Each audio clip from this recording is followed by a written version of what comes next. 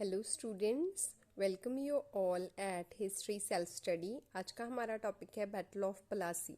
जानते हैं कि प्लासी की लड़ाई भारतीय इतिहास में इतनी महत्वपूर्ण क्यों है। इसका रीज़न ये है कि ये भारत में ब्रिटिश शासन की शुरुआत मानी जाती है। इससे पहले अंग्रेज़ भारत में केवल व्यापार के रूप में काम करते थे, बट लड़ाई के बाद उन्होंने अधिक से अधिक क्षेत्रों पर नियंत्रण करना शुरू कर दिया, जब तक कि अंत उन्होंने पूरे भारत को अपने नियंत्रण में ना लिया। ठीक है, तो आज जानते हैं कि बैटल ऑफ प्लासी की इतिहास क्या है, कब हुई, इसकी घटनाएं क्या थी। सबसे पहले हम जानते हैं कि बंगाल का स्वतंत्र शासक कौन था।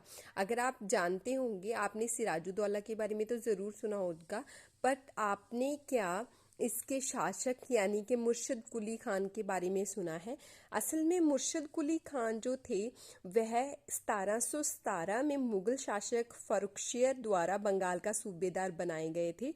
यह मुगल सम्राट द्वारा नियुक्त अंतिम सूबेदार थे। इसी के साथ बंगाल में वंशानुमत सूबेदारी शासन की शुरुआत हुई थी, बट इसके बाद इन्होंने स्वतंत्र बंगाल पर अपना अधिकार कर लिया। और ये भी आप जानते होंगे कि मुर्शिद कुली खां असल में एक हिंदू ब्राह्मण थे। वह मुसलमान नहीं थे, बल्कि उसको एक मुसलमान हाजी शफी ने गोद लिया था पुत्र के रूप में, और बाद में उनका जो नाम था वो मुर्शिद कुली खां पड़ गया। पहले उनका नाम ये नहीं था, वो एक हिंदू थे। आइए जानते हैं प्लासी की लड़ाई के बारे में।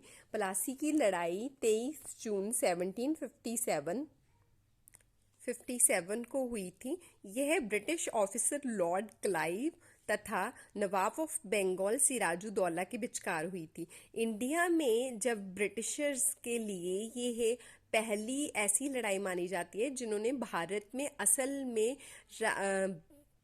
अंग्रेज़ों का राज स्थापित कर दिया। ठीक है, आइए जानते हैं कि अलीवर्दी खान कौन थे। अलीवर्दी खान जो थे बंगाल के सूबेदार माने जाते थे या शासक माने जाते थे। 1740 से लेके 56 तक इन्होंने बंगाल, बिहार और उड़ीसा पर राज किया। इसके बाद इनका और सिराजुद्दौला का क्या रिलेशन है। असल में सिराजुद्दौला जो थे इनके ग्रैंडसन थे। इनका कोई भी बेटा नहीं था, 3 लड़कियां ही थी, और सबसे छोटी लड़की का जो बेटा था यानी कि इनका ग्रैंडसन जो हुआ सिराजुद्दौला, इनको इन्होंने उत्तराधिकारी बनाया। बंगाल के फाउंडर के बारे में ऑलरेडी हमने बता दिया कि मुर्शिद कुली खां थे, जो कि एक ब्राह्मण थे। अब जानते हैं कि इस बैटल ऑफ प्लासी के कारण क्या क्या थे। कारण में सबसे पहले आ जाता है कि सिराजुद्दौला के जो भी उत्तराधिकारी थे, जो भी कंटेम्प्रेरी थे, उनके बीच में लड़ाई झगड़े चल रही थी। असल में सिराजुद्दौला के जो दादा थे अलीवर्दी खां, उनके कोई बेटा नहीं था, उनकी 3 बेटियां ही थी, और सबसे छोटी जो बेटी थी उसका पुत्र था सिराजुद्दौला, जिसको इन्होंने शासक नियुक्त किया। जब अलीवर्दी खां जिंदा थे तब तो किसी ने भी कुछ भी कहने की हिम्मत नहीं की, बट जब उनकी डेथ हो गई उसके बाद सिराजुद्दौला के खिलाफ साजिशों का माहौल शुरू हो गया। इसमें एक थी घसीटी बेगम, जो कि अलीवर्दी खां की सबसे एल्डर बेटी थी, और ये जो उनकी बेटी थी वो अपने आप को, अपने पुत्र को गद्दी का दावेदार मानती थी। साजिशों के तहत ही प्लासी की लड़ाई हुई, क्योंकि जब ब्रिटिशर्स ने देखा कि ये सारे आपस में लड़ रहे हैं गद्दी के कारण, तो गद्दी को हथियाना बहुत इजी हो जाएगा, इसीलिए उन्होंने क्या किया, बंगाल पर कब्जा करने की सोची। नेक्स्ट आ जाता है disrespect of the Nawab by the Britishers. जो नवाब था बंगाल का यानी कि सिराजुद्दौला, उसको बिल्कुल भी नवाब जो थे नवाब को इज्जत नहीं देते थे ब्रिटिशर्स। जब अलीवर्दी खां था तो उसका रौब था, तो इसीलिए सभी ब्रिटिशर्स उनसे डरते थे। बट जब सिराजुद्दौला गद्दी पे बैठा तो ना तो उनके लिए कोई तोहफे, कोई उपहार लेके आए, ना ही उसकी कोई रिस्पेक्ट करता था। उसके इवन के राज में भी कोई शामिल नहीं होता था। ब्रिटिशर्स ने उन्हें कसीम की जो कासिम बाजार था, वो फैक्ट्री दिखाने से भी मना कर दिया। नेक्स्ट आ जाता है कि ब्रिटिशर्स जो है सिराजुद्दौला के दुश्मनों की सहायता किया करती थी। शौकत खान बहुत ही मशहूर जो है सिराजुद्दौला का दुश्मन था।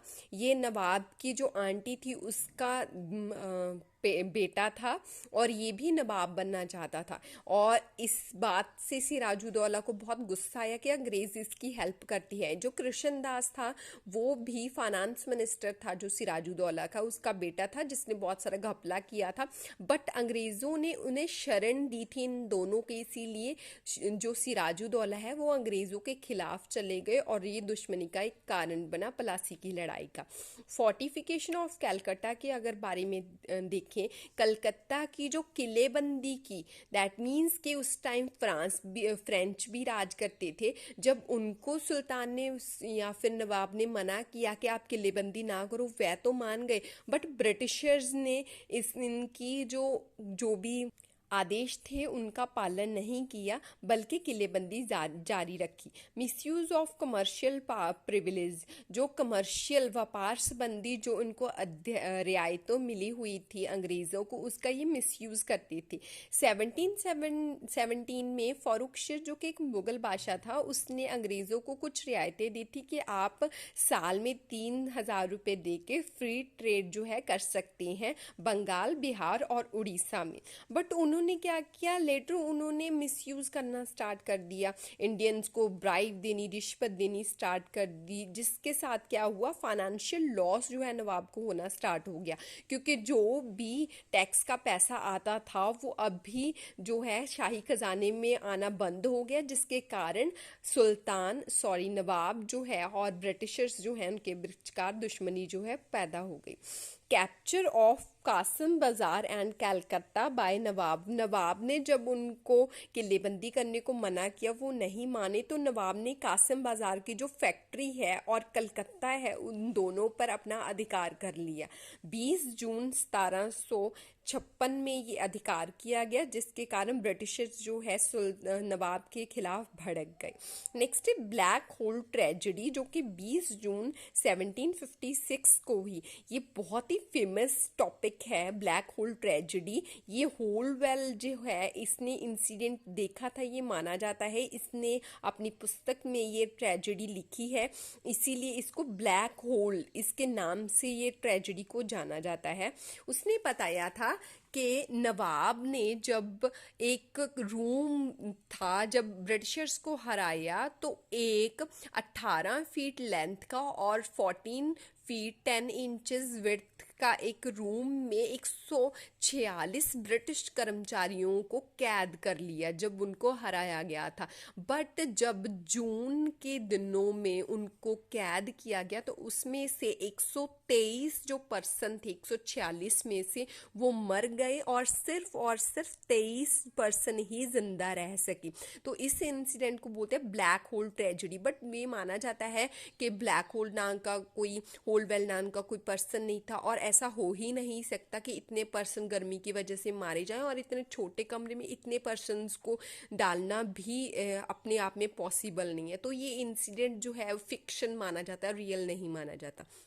नेक्स्ट है recapture of Calcutta by the Britishers. Britishers ने जो है, सुल्तान ने जब ये इंसिडेंट किया तो गुस्से में आकर उन्होंने जो कलकत्ता है वो वापस से छीन लिया। 26 जनवरी 1757 को मानिकचंद जो है इसको नवाब ने वहाँ का सूबेदार बनाया था कलकत्ता का। बट ये जो है एक सेल्फिश पर्सन था और कैपेबल भी नहीं था, इसलिए ब्रिटिशर्स ने बहुत इजीली इससे जो कलकत्ता है वो रिकैप्चर कर लिया। नेक्स्ट आ जाता है ट्रीटी ऑफ अलीनगर, 9 फरवरी 1757 को। इसका रीज़न ये था कि बंगाल के नवाब और ब्रिटिशर्स के बीचकार ये जो लड़ाई चल रही थी, उसके बीच में उन्होंने ये संधि करी कि अब हम संधि करते हैं, अब इसके बाद कोई लड़ाई नहीं होगी। दोनों की फौजें जो है आपस में जब टकराई, नवाब उसमें हार गया था और इसीलिए ये संधि की गई। ट्रीटी ऑफ अलीनगर बहुत ही इंपॉर्टेंट है, 9 फेब 1757 को ही।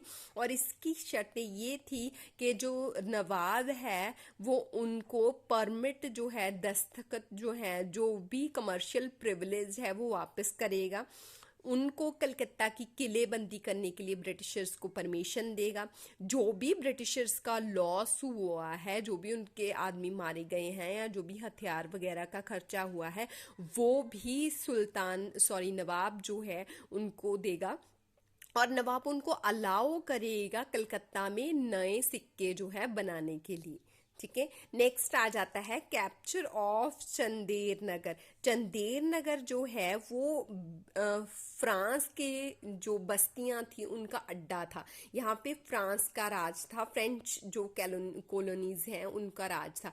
बट ब्रिटिशर्स को ये डर था कि अगर हमारा दुश्मन यानी कि नवाब और हमारे दुश्मन यानी कि फ्रेंच जो है अगर इकट्ठे हो गए तो हमारे विरुद्ध जो है ग्रुप बना के हमें हरा सकते हैं। इसलिए उन्होंने क्या चंदेर नगर को अपने अंडर कर लिया। इसकी वजह से भी नवाब जो है वो बहुत भड़क गया और उसने जो है ये प्लासी की लड़ाई करने की तैयारी शुरू कर दी। नेक्स्ट आ जाता है कॉन्स्पिरेसी अगेंस्ट दी नवाब। नवाब के खिलाफ जो है एक साजिश घड़ी गई जिसमें उसका जो मीर जाफर सेनापति था, मिलिट्री कमांडर था, उसके साथ एक गुप्त संधि की गई। किसने की? लॉर्ड क्लाइव ने, रॉबर्ट क्लाइव ने एक संधि 4 जून 1757 को की थी। इस संधि में ये बताया गया कि जो मीर जाफर है वो ब्रिटिशर्स का साथ देगा, बदले में उसे बहुत सारा पैसा मिलेगा और गद्दी का दावेदार बनाया जाएगा। प्लासी की लड़ाई के बाद बंगाल का नवाब वो बनेगा और उसे कुछ अमाउंट जो है ब्रिटिशर्स को देनी है। ये जो संधि हुई थी वो अमी चंद नाम का एक सेठ था, उसने सुन ली और उसने धमकी दी ब्रिटिशर्स को कि मैं ये जाके नवाब को बता दूंगा। तो इसलिए ब्रिटिशर्स ने उसके साथ भी संधि कर ली, बट फ्रॉड यानी कि जाली जो है दस्तखत करवाए गए, जाली जो है पेपर तैयार करवाया गया, पेपर वर्क किया गया कि हाँ हाँ आपको भी इसमें हिस्सा मिलेगा, बट बाद में उसे कुछ भी नहीं दिया गया। फाइनली वो दिन आता है जब ये बैटल हुई, यानी कि 23 जून 1757 दोनों की सेनाएं जो है आपस में एक दूसरे के सामने खड़ी थी। नवाब के 50,000 सोल्जर्स थे, 18,000 जो है हॉर्स राइडर्स थे, 50 जो है मशीन गन्स थी, जबकि ब्रिटिशर्स की सेना बहुत कम थी, 3200 के करीब सोल्जर्स थे, 700 उसमें यूरोपियन सोल्जर्स थे और 8 मशीन गन्स थी। और क्योंकि उनको पता था कि हाँ मीर जाफर के साथ हमने संधि कर ली है और इसके बाद क्या होगा कि हम जाएंगे लड़ाई के मैदान में, वो जो है इनको धोखा देके नवाब को हमारी तरफ आ जाएगा या भाग जाएगा और उससे क्या होगा, हम लड़ाई जीत जाएंगे। 23 जून 1757 का दिन आया, 9 बजे दोनों सेनाएं आपस में एक दूसरे के सामने आई। कहाँ पे? पलासी में, जो 23 किलोमीटर था मुर्शिदाबाद से। पलासी नाम का एक एरिया है और यहाँ पे मीर मदन जो कि इनका सेकंड सेनापति है नवाब का, उसने बहुत ही बढ़िया तरीके से इस युद्ध की अगुवाई की। नवाब जीत रहा था, बट बीच में क्या हुआ, मीर जाफर अपनी सेना लेके भाग गया। उसने जाके ब्रिटिशर्स के साथ हाथ मिला लिया। नवाब को इसका पता चल गया और नवाब जो है जब उसको पता चला कि मीर मदन तो मारा गया तो नवाब वहां से भाग लिया।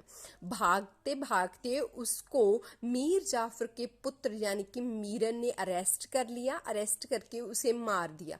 और बाद में क्या हुआ कि आसानी से ये बैटल लॉर्ड क्लाइव या रॉबर्ट क्लाइव ने जीत ली और ये लड़ाई के बाद जो है मीर जाफर को बंगाल का हेड या शासक बना दिया गया। और इसमें कुछ डेथ यूरोपियन जो थे ब्रिटिशर्स की तरफ से 7 यूरोपियन मारे गए और 16 इंडियन सैनिक मारे गए, सोल्जर मारे गए, जबकि नवाब की तरफ से 500 के करीब सोल्जर्स मारे गए और नवाब भी उसमें खुद किल हो गया, मारा गया। ठीक है, इसका सिग्निफिकेंस अगर देखेंगे ब्रिटिश सुपरमेसी इन बंगाल यानी कि ये ब्रिटिशर्स की पहली राजनीतिक सफलता थी जो लॉर्ड क्लाइव ने हासिल की, क्योंकि इससे पहले वो सिर्फ एक व्यापारी के ट्रेडर के रूप में भारत आए थे, जबकि ब्रिटिशर्स ने भारत में पहली ये पॉलिटिकल दैट मीन्स कि राजनीति राज करने का जो पॉलिसी है अब उन्होंने अडॉप्ट कर ली और इसी के साथ धीरे धीरे उन्होंने पूरे भारत पे अपना राज जो है स्थापित कर लिया। तो इसके साथ ही ब्रिटिशर्स की ये जीत की पॉलिसी स्टार्ट होती है आपको ये टॉपिक आज का कैसा लगा मुझे कमेंट में ज़रूर बताइएगा। थैंक यू ये वीडियो वॉच करने के लिए। नेक्स्ट हम टॉपिक और लेके आएंगे, और आप अगर किसी टॉपिक पे चाहते हैं कि मैं वीडियो बना के लेके आऊँ तो प्लीज़ मुझे सुजेशंस दीजिएगा, और हिस्ट्री सेल्फ स्टडी चैनल को सब्सक्राइब कीजिएगा, लाइक कीजिएगा। Thank you.